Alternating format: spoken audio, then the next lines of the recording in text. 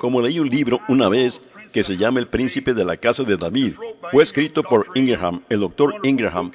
Un libro maravilloso. Es un drama que se supone ser parcialmente cierto, de algún manuscrito antiguo que fue quitado de una mujer llamada Adina, ella fue allá a Palestina, desde allá de Egipto, el Cairo, creo que fue, para terminar su educación. Y ella estuvo allí durante el tiempo de Cristo. Se supone que ella le escribió contestando a su padre. Sería bueno si lo consiguieran y lo leyeran. Es muy bueno. El Príncipe de la Casa de David. El mismo hombre que escribió La Columna de Fuego. Y de eso Cecil DeMille tomó los 10 mandamientos. Carta 29. Mi querido padre, con profundos sentimientos de dolor y asombro, comienzo esta carta con un hecho que no puedo concebir. Jesús, el profeta de Dios, es prisionero del poder romano. Pero no temo el resultado. No puede ser retenido por sus adversarios, excepto por su propia voluntad. Puede con una palabra convertir sus cadenas en ataduras de arena, y con una mirada convertir a los guardias en hombres muertos. Por tanto, escapará de sus ataduras. No pueden tener autoridad sobre él. Parece que hoy, después de comer la Pascua con sus 12 amigos escogidos, e instituir una nueva y especial celebración con vino y pan, la cual les dijo de manera impresionante que sería su última cena con ellos, se dirigió hacia el olivar, y allí, sentándose al abrigo de un árbol, conversó con ellos con tristeza, diciéndoles que su hora había llegado, que su obra había terminado, y que estaba ya por ser entregado en manos de hombres inicuos. Juan relató lo siguiente: era de noche, y al sur del Monte de los Olivos posaba una profunda oscuridad. Todos estábamos tristes. Nos sentíamos cada uno de nosotros como si algún mal grave estuviera por pasar sobre nosotros. El tono de la voz de nuestro amado Maestro nos conmovió hasta las lágrimas, tanto como sus palabras, porque estaban llenas de misterio. Estábamos todos presentes excepto Iscariote, que se había quedado en la ciudad para pagar los gastos de la cena de Pascua y el alquiler de la casa, ya que él era el que se encargaba del dinero. En esa cena Jesús había dicho muy claramente que uno de los nuestros lo entregaría en mano de los sacerdotes. Al oír a nuestro Señor decir estas extrañas palabras con acentos de doloroso reproche, todos nos conmovimos profundamente, y Pedro y los demás lo interrogaron uno a uno, si es que eran ellos. «Señor, ¿soy yo?» Y otro, «¿Soy yo?» Yo estaba recostado en ese momento con mi rostro sobre el hombro de Jesús, y dije en voz baja, «Señor, ¿quién es el que te traiciona? Inmediatamente pondré las manos sobre él, e impediré que te haga daño». Jesús meneó su cabeza y sonriendo amablemente dijo, «Mi amado hermano, no sabéis lo que hacéis. El Hijo del Hombre debe ser traicionado por sus propios amigos. Pero ay de aquel que me traiciona. Mira cuál de los dos se moja el pan conmigo en el plato». Miré y vi a Judas inclinarse hacia adelante y mojar su pan en el plato al mismo tiempo que Jesús. Pero en su afán, o por la conciencia de su culpa, su mano tembló, derramó la sal sobre la mesa, y el pan de su mano cayó al tazón, por lo cual Jesús le dio el trozo de pan que él tenía, diciéndole con una expresión muy notable en sus ojos claros y penetrantes, «Judas, lo que vas a hacer, hazlo más pronto». Inmediatamente Judas se levantó de la mesa, y sin responder o siquiera mirarnos, salió. Por unos instantes después de que sus pasos dejaron de ser escuchados, prevaleció un pesado silencio en la casa, porque un extraño temor había caído sobre nosotros, no sabiendo por qué, mirándonos los unos a los otros, y luego a nuestro amado Maestro. Parecíamos estar esperando algún temible suceso. Su rostro estaba tranquilo y lleno de afecto mientras nos miraba. La nube pasajera que sombreaba su noble perfil cuando hablaba con Judas se había desvanecido, y tenía serenidad de un cielo sin nubes en su rostro. «¿Cuál fue la misteriosa celebración que instituyó?», preguntó María, interrumpiendo a Juan. «Ciertamente puede ser llamada misteriosa», respondió él. Mientras comíamos la Pascua, Jesús tomó el pan, y bendiciéndolo en un solemne acto de consagración, lo partió con sus manos, y nos dio una porción a cada uno de nosotros, diciendo, «Tomad, comed, esto es mi cuerpo». Maravillados e impresionados por sus maneras y sus acciones, todos lo tomamos y lo comimos como él nos lo ordenó, tan reverentemente como si se tratase del santo pan de la proposición del templo, dedicado solamente al uso de Dios. Cuando habíamos comido en silencio, Lo que percibimos fue la apertura de una nueva y muy sagrada celebración de su propia mano. Él tomó la copa de vino y la consagró también dando gracias y bendiciendo. De esta santa copa, Él nos ofreció a cada uno de nosotros.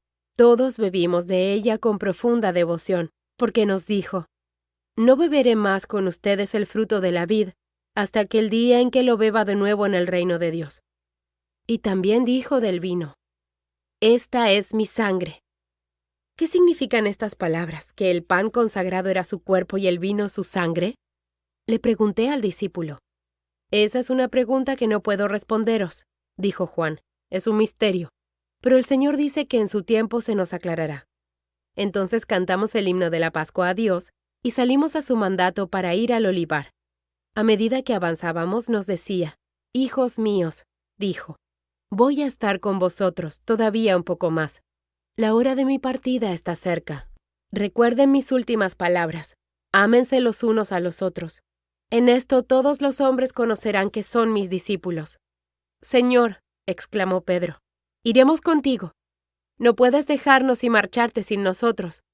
Así todos nosotros, ansiosos y con lágrimas en los ojos, nos reunimos a su derredor, alarmados y afligidos por las palabras que nos había dicho.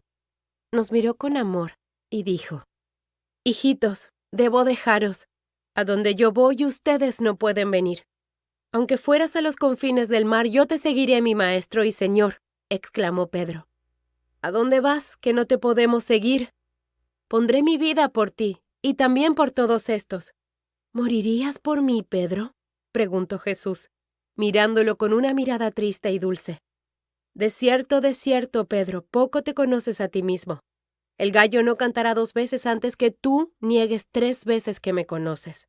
«¿Negarte, Señor?», repitió Pedro con asombro, dolor y angustia en su mirada. «Sí, Pedro», respondió Jesús con firmeza, pero con amabilidad. «Negar que alguna vez me habéis conocido, pues se acerca el momento en que solo habrá seguridad al confesar que desconoces a Jesús el Nazareno. Y todos vosotros», añadió, mientras su voz temblaba y sus lágrimas brillaban en sus ojos, «todos vosotros seréis ofendidos por causa de mí esta noche. Os avergonzaréis de que sois mis discípulos, y me estimaréis como a un engañador, y no os agradaréis de mí. Cada uno de vosotros me abandonará, porque así está escrito: heriré al pastor y las ovejas serán dispersadas». Cuando vio que nuestros corazones estaban turbados y que estábamos tristes, y que el fiel Felipe sollozaba profundamente al ser considerado capaz de abandonar a su maestro, él añadió: «No se turbe vuestro corazón. Voy pues a preparar un lugar en la casa de mi padre». «Tu padre, Señor, ya no vive en Nazaret, y si viviera solo hay 2 pequeñas habitaciones en su humilde casa», dijo Tomás. «¿Cómo dices que todos nosotros vamos a morar allí?» «Tomás, solo puedes comprender lo que ven vuestros ojos. Hablo de mi Padre que está en el cielo. En su casa hay muchas moradas». Jesús entonces, al acercarnos al cedrón, comenzó a decirnos claramente que Él iba a morir, y que por su muerte seríamos admitidos en un paraíso celestial y viviríamos para siempre. No podíamos entender todo lo que decía, pero sabíamos que pronto iba a ser quitado de nosotros, y el dolor llenaba todos nuestros corazones. Después de hablar con nosotros en las palabras más conmovedoras, finalmente dijo: «Vamos, pasemos por el cedrón al lado del olivar, el jardín en el que tanto nos gusta caminar». Fuimos con él, haciéndole guardia para ocultar su persona de los espías judíos, y para defenderlo. Pedro y Santiago iban adelante. La luna llena resplandecía, y su luz miraba el rostro de Jesús, al lado de quien yo caminaba. Y vi que estaba más triste de lo que acostumbraba, porque apenas hablaba. Cruzamos el arroyo y entramos en los oscuros bosques del olivar.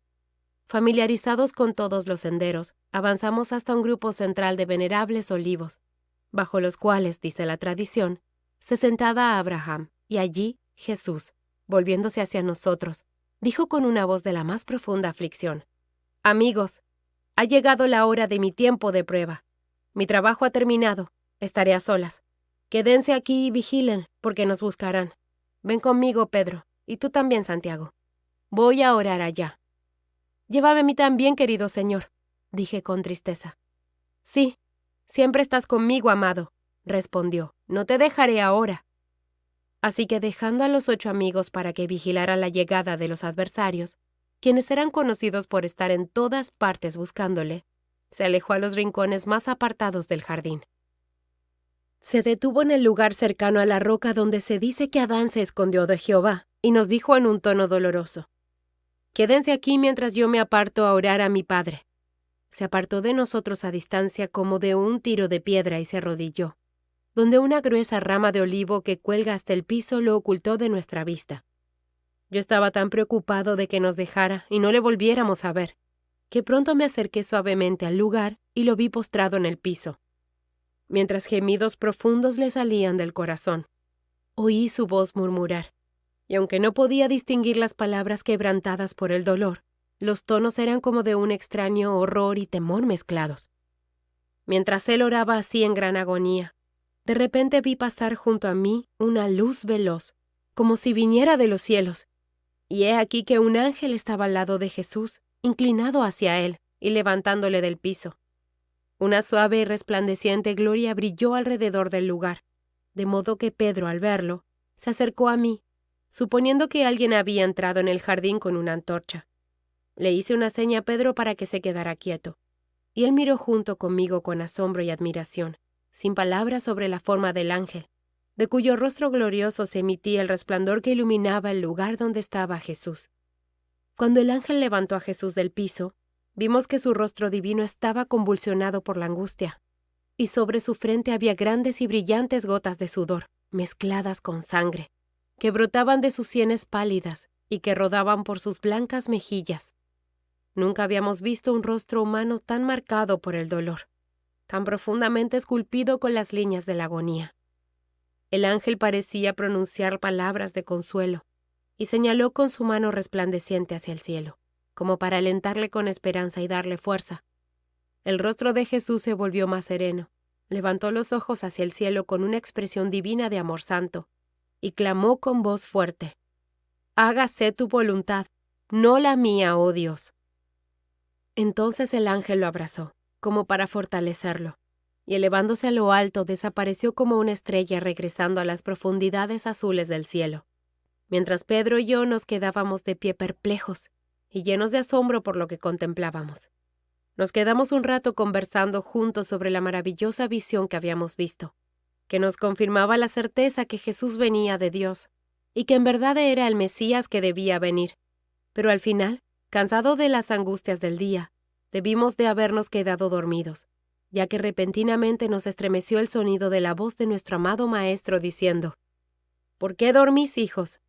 Ya ha pasado la hora de velar. Podéis dormir ahora, porque aunque vuestra carne esté cansada, vuestro espíritu está dispuesto. Ya no necesito más de vuestra ayuda». Mientras hablaba, vimos muchas antorchas brillando a través de los árboles, a lo largo del camino del rey David, y el sonido de su caminar llegó a nuestros oídos. Pronto vimos un gran grupo avanzando en medio del jardín, que caminaba con rapidez y hablaban en voz baja. Inmediatamente nos alarmamos y le dijimos a Jesús: «Huyamos, querido Maestro, subamos a la colina y escapemos por el camino de Betania, porque estos son enemigos». «No», contestó nuestro querido Maestro, «debe ser necesario que me entregue en manos de estos hombres. ¿De qué otra manera se cumplirían las Escrituras? Buscad por vuestra seguridad en la huida, pero yo debo ir a donde estos me lleven». «No, Señor», respondió Pedro, «hay tiempo para que escapes, o si no, nos quedaremos a tu lado y te defenderemos». Así decían todos los discípulos. Jesús meneó la cabeza y dijo con una sonrisa triste: «No sabéis lo que decís ni lo haréis. Mi hora ha llegado». Mientras él aún hablaba, la multitud se acercó, y los líderes, alzando sus antorchas por encima de sus cabezas, nos encontraron con Jesús en medio. Para mi sorpresa vi a Judas sirviendo de guía, pues solo él sabía dónde se encontraba su maestro a esa hora. Al descubrir a Jesús, este hombre inicuo corrió hacia adelante, con expresiones de amistad en su rostro, y besó a Jesús en la mejilla, diciendo: «Salve, maestro, me alegro de haberte encontrado». «Judas», dijo Jesús, «¿traicionas al Hijo del Hombre con un beso?». Cuando Judas oyó esto, se volvió hacia la multitud, y de los que la encabezaban reconocí a algunos de los principales sacerdotes y a los escribas más eruditos del templo. y exclamó en voz alta: «Este es él. Retenedlo y prendedle». Entonces la multitud, como un número de 200 hombres, entre los cuales se encontraba la gente más vil, se apresuraron a echar mano de Jesús. La luna y las antorchas juntas vertían su brillante luz casi como el día, en el jardín, sobre todo el grupo. Al verlos avanzar tan furiosamente, con lanzas, palos y espadas, Pedro y Santiago se colocaron delante de Jesús para defenderle, mientras que yo, desarmado, me lancé sobre su pecho, para escudar su corazón con mi cuerpo. Cuando los hombres más atrevidos de la multitud se acercaban, Pedro con su espada hirió a uno de ellos, que extendía su mano para agarrar a Jesús por el hombro, y le arrancó la oreja. Al ver esto, la muchedumbre gritó ferozmente y nos empujaban. Entonces Jesús levantó la palma de su mano y dijo tranquilamente: «¿A quién buscáis?». Al instante toda la multitud retrocedió, como una ola retrocediendo de la superficie de una roca inamovible, y cada uno de ellos cayó con su rostro hacia el piso, donde todos permanecieron aturdidos por un minuto. Solo nosotros 12 nos quedamos de pie, pues Judas no había sido derribado, y permanecía mirando con asombro y temor a los adversarios de Jesús estando postrados. «Señor», gritó Pedro atónito, «si así puedes ahuyentar a tus enemigos, no necesitas temerles más. ¿Heriré a Judas también?». «No. Vuelve tu espada a su lugar, Pedro. Déjalo que permanezca para que sea testigo de mi poder, para que conozca que él y los suyos no tienen ningún poder sobre mí, salvo si yo se los doy». Mientras hablaba así, el pueblo y los soldados se pusieron de pie, y en lugar de huir, parecían enfurecidos por su desconcierto. Y los jefes de los sacerdotes, gritando que era por hechicería, que habían sido doblegados de esta manera, se lanzaron con furia y echaron mano de Jesús y de todos nosotros. En vano luché contra la multitud para rescatar a Jesús. Siendo dominados, fuimos derrotados y echados del jardín, dejando a Jesús en manos de sus adversarios. Cuando Juan hubo llegado hasta aquí con su relato, querido padre, nuestras lágrimas y las suyas se mezclaron, pero tratamos de consolarnos con su palabra de promesa. No lo saben ahora, pero lo sabrán más adelante, y creerán verdaderamente que he venido de Dios. Lo que ahora os parece misterioso será aclarado como la luz. Esperad y tened fe, y se les dará a conocer todo lo que ahora no entienden. No permitan que ninguna prueba o humillación por la que me vean pasar haga desfallecer vuestra fe. He venido a este mundo para conquistar, pero si caigo, es para levantar el mundo conmigo cuando me levante de nuevo. He omitido mencionarte algo más que Juan relató, un hecho maravilloso del arresto del profeta. Mientras los sumos sacerdotes lo ataban y le echaban mano, se oía en el aire el sonido de innumerables alas que se elevaban, y notas como la señal de una trompeta, sonando y resonando en los cielos, como si un sinnúmero de seres invisibles se estuvieran reuniendo, ejércitos tras ejércitos, en medio del cielo. Ante estos sonidos temibles y sublimes, todos levantaron sus rostros, pero no pudieron ver nada. Entonces Jesús dijo, con una mirada majestuosa y autoritaria como nunca antes la había visto en su rostro: «Podéis escuchar que no estoy sin amigos celestiales. Solo tengo que orar a mi Padre que está en el cielo, y Él pedirá a 12 legiones de sus ángeles, que ahora vuelan en el aire y anhelan defenderme de mis adversarios, y desciendan en mi ayuda. Pero no es mi deseo el usar mis poderes para mí mismo». Así, querido Padre, Jesús fue llevado por una fiera multitud y arrastrado a la ciudad. Juan, cuyo interés y amor por Jesús lo llevó a seguirlos, escuchando todo esto.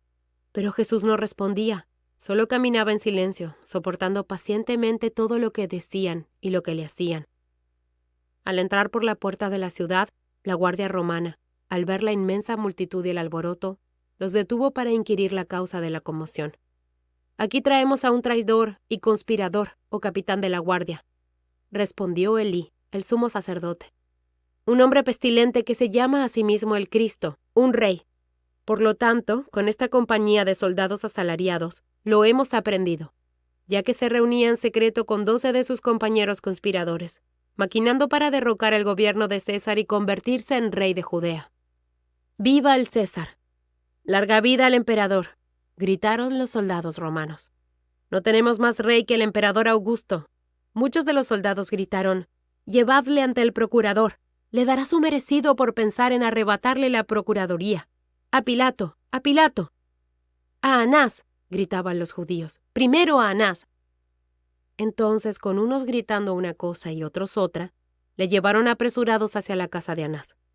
Cuando Anás supo que el prisionero era Jesús, pronunció un terrible juramento que expresaba su alegría y su satisfacción perversa, y vistiéndose apresuradamente, bajó a la corte, y les ordenó que trajeran al prisionero. Pero la tranquila majestad de Jesús lo humillaba, y dominaba el curso de las preguntas insultantes que él comenzó a hacerle. Al encontrar finalmente que el profeta no respondía, hizo que se le atara aún más fuerte y con más cuerdas, para que no rompiera sus ataduras y escapara por el camino, como Sansón, y lo envió a Caifás, el sumo sacerdote, diciéndole: Caifás encontrará vocabulario para vuestra lengua, oh profeta. Así que tú buscas cómo destruir el templo y te llamas a ti mismo el Hijo del Señor Jehová. ¡Fuera, blasfemo! Llévenselo, o la casa será devorada por la presencia de este impío. Fuera con éste. Por la corona de David, Pilato verdaderamente te hará rey, y te dará un trono romano, al cual, para que no te caigas de él, te clavará de pies y manos. Ante esto, la cruel multitud gritó a su aprobación, y muchos clamaban: ¡Sí, crucifíquenle, crucifíquenle! Pero otros dijeron: ¡No, sino llévenselo a Caifás! El capitán de los soldados romanos resolvió que debía ser llevado ante Pilato, y los dirigió hasta allá, con Jesús atado en medio de ellos. Con renovado alboroto avanzaron entre el tumulto, su camino iluminado por el rojo resplandor de 100 antorchas, insultando a los soldados romanos con gritos sediciosos. Juan les siguió, pero al ser reconocido como uno de sus discípulos por un soldado de la legión de Emilio, fue capturado y escapó dejando sus ropas en manos del rudo romano. 5 de los discípulos que han escapado del arresto están ahora en esta casa, a donde también huyó Juan, al evadir la captura del soldado, dejando su manto de lino en su mano. Todos estamos tan tristes y angustiados. Estar a favor de Jesús es solo compartir su destino, y esto no le serviría en lo absoluto. Sin embargo, a pesar de todo, querido Padre, confío en Él y tengo esperanza. Oh, no puedo dudar de su verdad y poder. Lo he visto sacar a Lázaro del sepulcro, y no creeré otra cosa, sino que puede salvarse a sí mismo, y se salvará de sus manos. Solo si le viere realmente muerto, mi fe en su misión divina vacilaría. Con los ojos cegados por las lágrimas, apenas y puedo escribir: tu triste pero amorosa hija, Adina.